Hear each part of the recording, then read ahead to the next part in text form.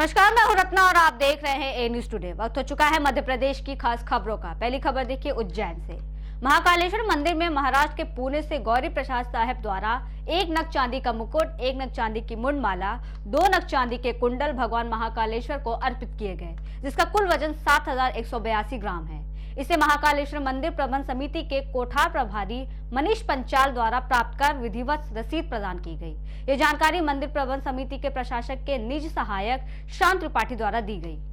श्रावण भाद्रपद माह की तरह महाकालेश्वर भगवान की कार्तिक माह में पहली सवारी 20 नवंबर सोमवार को शाम 4 बजे महाकालेश्वर मंदिर से निकाली गई। सवारी निकलने के पूर्व महाकालेश्वर मंदिर के सभा मंडप में भगवान मन महेश का विधिवत पूजा अर्चना किया गया। ये पूजा शासकीय पुजारी घनश्याम शर्मा द्वारा किया गया।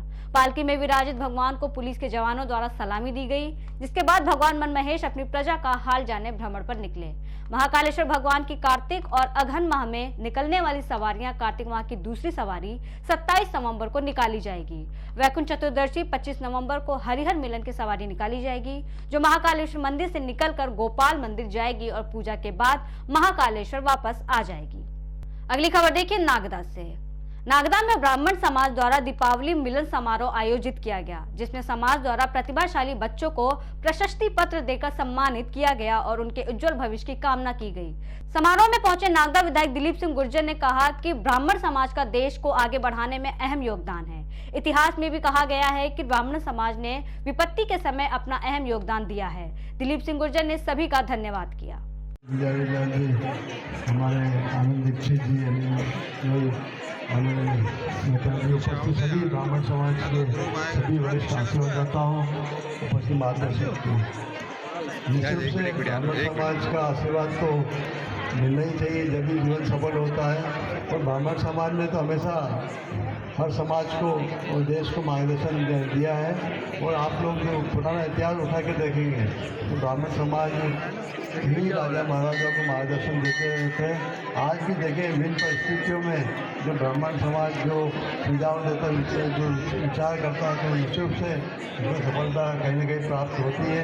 वो भविष्य को भी पढ़ लेते हैं और उसी हिसाब से अपना आशीर्वाद भी देते हैं। मैं आप लोगों ने जो मुझे अपना आशीर्वाद दिया उसके लिए भी मैं आपका आभार व्यक्त करता हूँ। और साथ साथ मैं आप लोगों को विश्वास दिलाता हूँ जहाँ जहाँ ब्राह्मण समाज की बात होगी मैं तन मन धन से आपके ऊपर उपस्थित रहूँगा। बढ़ते अगली खबर की ओर देखिए राजेंद्र श्रीवास की। फन गेम के नाम पर युवाओं को जुआ सट्टा की आदत लगाकर उनका करियर खराब करने वाले रैकेट का हुआ खुलासा, जिसमें युवाओं को मोबाइल पर लिंक के माध्यम से आईडी भेजकर रिचार्ज के रुपए लिए जाते थे। फन गेम ऐप में कसिनो में एक के बदले 36,000 देने का लालच दिया जाता था। 2 आरोपियों को गिरफ्तार कर मोबाइल जब्त किया गया। कन्नौज खातेगांव और इंदौर क्षेत्र के हजारों लोगों को इस गेम ने बना रखा है अपना एडिक्ट। पुलिस टीम द्वारा ऐसे युवाओं की जानकारी बताई गई जो कम उम्र में ही बहुत अधिक रीढ़ी हो गए हैं और नशा करने लगे हैं। लोग अपना घर, दुकान, कार, बाइक गिरवी रख रहे हैं। ऐसे कुछ युवाओं के नाम आने पर उनकी रैकी की गई तो पता चला कि इस प्रकार के लोग मोबाइल पर लिंक और गेमिंग ऐप पर रुपए लगाकर रुपए हार जाने के कारण कर्जदार हो गए हैं। ऐसे ही एक युवक की शिकायत उसके परिजनों द्वारा भी की गई। पुलिस ने उस युवक से काउंसलिंग पर ऑनलाइन गेमिंग ऐप के माध्यम से धोखाधड़ी करने की बात सामने आने पर युवक की रिपोर्ट पर प्रकरण धोखाधड़ी और अन्य धाराओं में पंजीबद्ध किया। मिली जानकारी के मुताबिक कन्नौज कस्बा का अजहर बाबा इस क्षेत्र में अपने साथी आकाश के द्वारा गेमिंग ऐप के माध्यम से उक्त कार्य कर रहा है। वो नव युवाओं को इंस्टा आईडी पर महंगी कार, बाइक पर रील बनाकर डालकर अपना रुतबा दिखाता है, जिससे युवाओं को लगता है कि आईडी से कसिनो के माध्यम से बहुत रुपए कमाकर इस तरह से लेविश लाइफ जिया जा सकता है। फरियादी युवक ने बताया कि उसे और उसके साथियों को आरोपी ने पैसे कमाने के लालच में इस जाल में फंसाया। उसकी बातों में आकर उन्होंने अपनी गाड़ी गिरवी रखी और बैंक अकाउंट में जमीन बिक्री से मिले लाखों रुपए गेमिंग ऐप में दे दिए। मध्य प्रदेश में विधानसभा चुनाव के लिए मतदान हो गए हैं। ईवीएम को कड़ी सुरक्षा के बीच स्ट्रांग रूम में रखा गया है, जिसमें सुरक्षा बलों के साथ ही राजनीतिक दल के लोग सुरक्षा करने में लगे हैं। इस बीच प्रदेश के नेता प्रतिपक्ष गोविंद सिंह ने गड़बड़ी को लेकर बड़ा आरोप लगाया है। उन्होंने चुनाव मतपत्र गायब करने का संदेह जताया और इस संबंध में चुनाव आयोग में लिखित शिकायत भी की है। डॉक्टर गोविंद सिंह ने आरोप लगाया है कि लहर के सरकारी कर्मचारियों के मत पत्र गायब हो गए हैं। डाक मत पत्र कहां रखे गए हैं, अधिकारियों को इसकी जानकारी तक नहीं है। साथ ही आरोप लगाया है कि करीब 600 सरकारी कर्मचारियों को वोट डालने से वंचित किया गया है।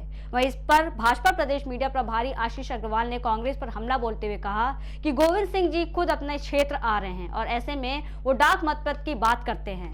फिलहाल भारतीय जनता पार्टी के पास इस प्रकार की कोई जानकारी नहीं है। मध्य प्रदेश के भिंड जिले के 11 लाहौर निर्वाचन क्षेत्र के शासकीय कर्मचारियों के जो करीब 1200 मत पड़े थे, इसके अलावा विकलांग और वृद्धों के 235 थे। उन मतपत्रों को गायब कर दिया गया है। न कलेक्टर से जानकारी प्राप्त करने बता दे, पता नहीं कहाँ रखे गए हैं। निर्वाचन अधिकारी सहायक एसडीएम लाहौर से पूछा, उसने भी इनकार किया है। इसी प्रकार जिन शासकीय अधिकारी कर्मचारियों ने ड्यूटी के समय अपने ट्रेनिंग के दरमियान फॉर्म भरे थे वो मत डालने के, 600 शासकीय कर्मचारी के मतपत्र गायब कर दिए गए। इस प्रकार भिंड के जिला निर्वाचन अधिकारियों द्वारा चुनाव में गड़बड़ी करने की संभावना है। शीघ्र जांच करके कार्रवाई की जाए, इसकी शिकायत मैंने मध्य प्रदेश के निर्वाचन अधिकारी श्री अनुपम राजन जी को भी की है। देखिए, गोविंद सिंह जी स्वयं अपना क्षेत्र हार रहे हैं और ऐसे में कभी वो डाक मतपत्र की बात करते हैं और कभी बात करते हैं वहां पे गुंडागर्दी। ये सब अगर किसी का काम है तो गोविंद सिंह जी इस तरह के काम करते हैं। चुनाव आयोग ने बहुत बेहतर काम किया है। किसी तरह की ऐसी गड़बड़ी भारतीय जनता पार्टी की जानकारी में नहीं है। मध्य प्रदेश की 34 सीटों पर मतदान में पुरुषों से महिलाएं आगे निकल गई हैं। महिलाओं ने 76.03% मतदान किया। महाकौशल में आने वाले बालाघाट जिले की सीटों में भी महिलाओं का मतदान अधिक रहा। 2018 में 74.03% महिलाओं ने मतदान किया था। बता दें कि 2018 के चुनाव में 75.63% मतदान हुआ था। वहीं प्रदेश की 34 सीटों पर मतदान में महिलाएं पुरुषों से आगे निकल गई हैं। इनमें से 12 सीटें ऐसी हैं जहां पुरुषों के मुकाबले महिलाओं ने 5% अधिक मतदान किया है। भाजपा इसे लाडली बहना योजना का असर मान रही है तो कांग्रेस की दृष्टि में ये नारी सम्मान का प्रभाव है। संगठन प्रभारी राजीव सिंह ने कहा कि बीजेपी सरकार ने महिलाओं के साथ छल किया है। कांग्रेस ने महिलाओं से जो वादे किए उसे पूरा किया। देखिए, मतदान किसके पक्ष में हुआ या विपक्ष में हुआ ये तो कोई बता नहीं सकता। 3 तारीख को जब काउंटिंग होगी तब पता पड़ेगा। लेकिन मध्य प्रदेश में इस बार महिलाओं को जिस तरह से छला गया, पिछले 17 साल महिलाओं ने ये सहा है कि महंगाई कितनी प्रतिदिन बढ़ती रही मध्य प्रदेश में, तब ध्यान नहीं दिया गया उनके ऊपर। अभी चुनाव को देखते हुए जब माननीय कमलनाथ जी ने घोषणा करी कि मैं बहनों को 1500 रुपये दूंगा, उसके बाद इनकी आंखें चेती। तो मध्य प्रदेश की महिलाएं इस बार बहुत जागरूक थीं और मन बना लिया था उन्होंने कि ये सत्ता परिवर्तन करना है। तो इसलिए कांग्रेस के पक्ष में ही महिलाओं ने मत करा है इस बार। मतलब ये माना जाए कि जो महिलाओं ने वोट डाला है वो जहां महिलाएं होंगी वहां सत्ता होगी। निश्चित रूप से महिलाओं ने कांग्रेस के पक्ष में ही मत डाला है। महिलाओं को भरोसा है कमलनाथ जी पर। कमलनाथ जी ने जिस तरह से पिछली बार कर्जा माफ़ी की बात करी थी, कर्जा माफ़ किया। महिलाओं को सबसे ज़्यादा अगर राहत मिली थी तो जब बिजली के बिल कम हुए थे उनके घरों के, तब महिलाएं प्रसन्न थीं। कांग्रेस के ज़माने में जब सिलेंडर 450 रुपये में मिलता था, महिलाएं उसको याद करती थी कि भारतीय जनता पार्टी के शासन में यही 450 का सिलेंडर 1200 रुपये तक पहुंचा दिया इस भारतीय जनता पार्टी ने। और अब चुनाव को देखते हुए ये वादे कर रहे हैं कि हम सस्ता सिलेंडर करेंगे। कांग्रेस ने तो करा था, कांग्रेस ने जो कहा था वो करके दिखाया था।